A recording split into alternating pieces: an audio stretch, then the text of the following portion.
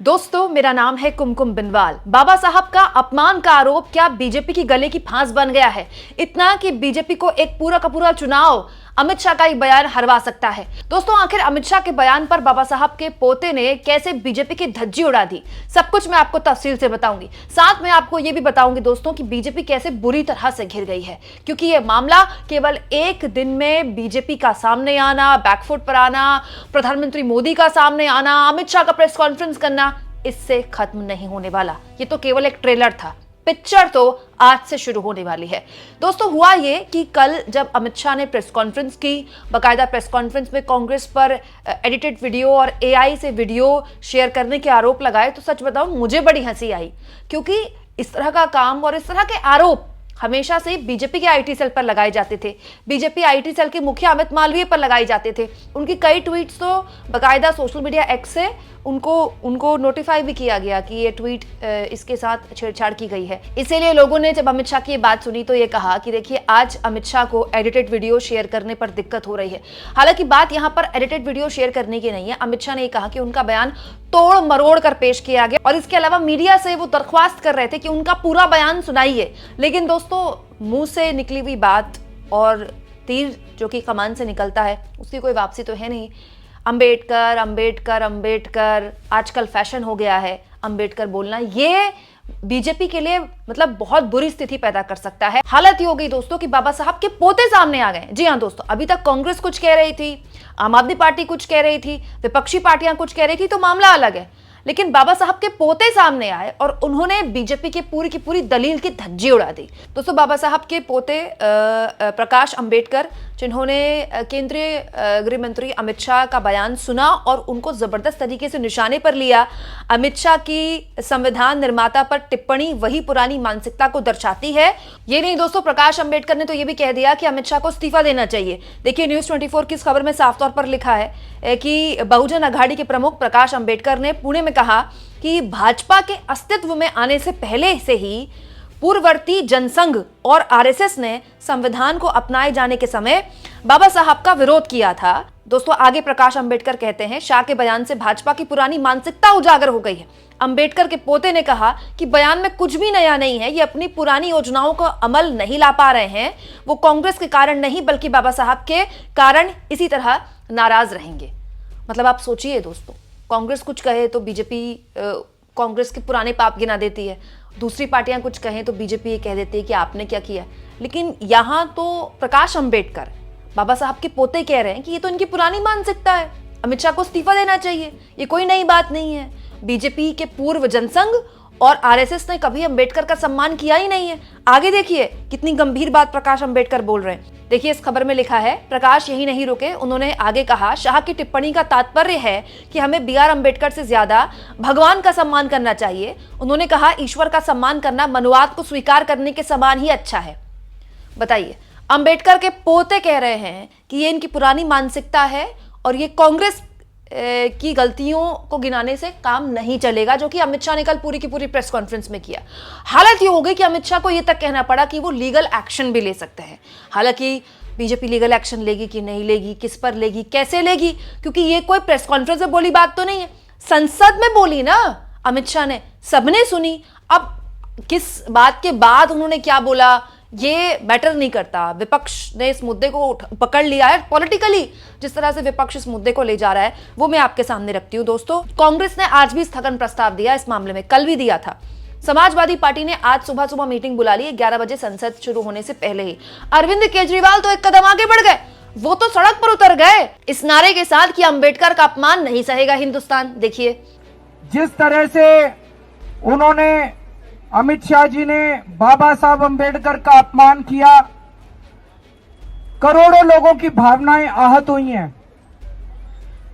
मैं खुद व्यक्तिगत तौर पे उनको अपना आदर्श मानता हूं, उनके बताए हुए रास्ते पे चलने की कोशिश करता हूं। जब भी कभी जीवन में मुझे कठिनाई महसूस होती है, उनकी जीवनी उठा के पढ़ लेता हूं। उनका संघर्ष हमें प्रेरणा देता है। केवल मेरे लिए नहीं, आम आदमी पार्टी भी बाबा साहब अंबेडकर के जीवन और बताए हुए रास्ते पे चलने की कोशिश करती है। और मेरे जैसे करोड़ों लोग हैं जिनके आदर्श हैं बाबा साहब अंबेडकर, उन सभी करोड़ों लोगों की भावनाओं को आहत किया है अमित शाह जी ने। दोस्तों, अरविंद केजरीवाल को पता है कुछ 1-2 महीने का वक्त है, उसके बाद फरवरी में दिल्ली में चुनाव है। और दोस्तों, अरविंद केजरीवाल तो खैर नई पार्टी है, लेकिन कांग्रेस पार्टी हो या दूसरी पार्टी हो, उन्होंने अंबेडकर के साथ पूर्व में जो भी किया, आज के दौर में अंबेडकर वो नाम है जिसके साथ कोई भी पार्टी, मतलब जिनके नाम के साथ या जिनके उद्देश्यों के साथ, चाहे वो इत्तेफाक रखे ना रखे, लेकिन वो प्रोमिनेंटली सामने से नहीं कह सकते कि हम अंबेडकर का विरोध करते हैं, हम अंबेडकर की बातों का विरोध करते हैं। यही वजह है कि बीजेपी की सकपकाई हुई है, बीजेपी की हालत खराब है। नहीं तो आप सोचिए, जवाब मांगो तो भी जवाब न देने वाले खुद बिना मांगे जब सामने आ जाएं। मुझे याद नहीं है पिछले 11 सालों में, 10 से 11 सालों में, जब से बीजेपी 2014 के बाद सत्ता में आई है, किसी भी मामले को लेकर जब बीजेपी पर विपक्ष ने आरोप लगाए हो, अमित शाह सामने आए और खुद अपने मामले, इस पूरे मामले को लेकर सफाई दें। क्यों? क्योंकि दूध का जला छाछ भी फूक फूक कर पीता है। 2024 के लोकसभा चुनाव में बीजेपी ने भुगता है कि दलितों, आदिवासियों और पिछड़ों ने अगर उनसे दूरी बना ली तो क्या हश्र होगा। लेकिन बड़ी बात दोस्तों, जो प्रकाश अंबेडकर ने बोली और जो लगातार हर कोई बोल रहा है, कि अरविंद केजरीवाल ने भी एग्जैक्टली यही बात बोली। अगर कांग्रेस ने अंबेडकर के साथ कुछ गलत किया, जो कि किया पूर्व में, जो भी कुछ हुआ वो हम सबके सामने, बहुत पुरानी बात नहीं, सब किताबों में लिखा हुआ है, बाबा साहब ने खुद अपनी किताबों में लिखा हुआ है। तो अगर बाबा साहब के साथ कांग्रेस ने कुछ गलत किया तो ये इसका जवाब कैसे हो सकता है? मतलब आप सोचिए कि अगर आपसे कोई गलती हुई है तो आप सामने वाले से गलती पर माफी मांग के मिट्टी डलवाएंगे, या फिर आप कहेंगे उसने भी तो ऐसी गलती की थी तुम्हारे साथ। ये गलत टेम्परामेंट है। मुझे ऐसा लगता है कि अमित शाह अगर प्रेस कॉन्फ्रेंस में कल बहुत संयमित दिख रहे थे, वो बहुत रिलैक्स दिखने की कोशिश कर रहे थे, उनको माफी मांग लेनी चाहिए थी। इतना सा बोलना था कि अगर फिर भी पूरी बात बोलते, फिर भी अगर मेरी बात से कोई आहत हुआ है तो मैं माफी मांगता हूँ, बात खत्म, या खेद प्रकट करता हूँ। लेकिन अमित शाह ने अपने आप को दिखाया कि वो फ्रंट फुट पर खेल रहे हैं, उन्होंने मुंह तोड़ जवाब दिया। अब ये पूरा का पूरा मामला दोस्तों, संसद के अंदर, संसद के बाहर विपक्ष न केवल मजबूती से उठाएगा, बल्कि हर लिहाज से इसको जिंदा रखने की कोशिश करेगा।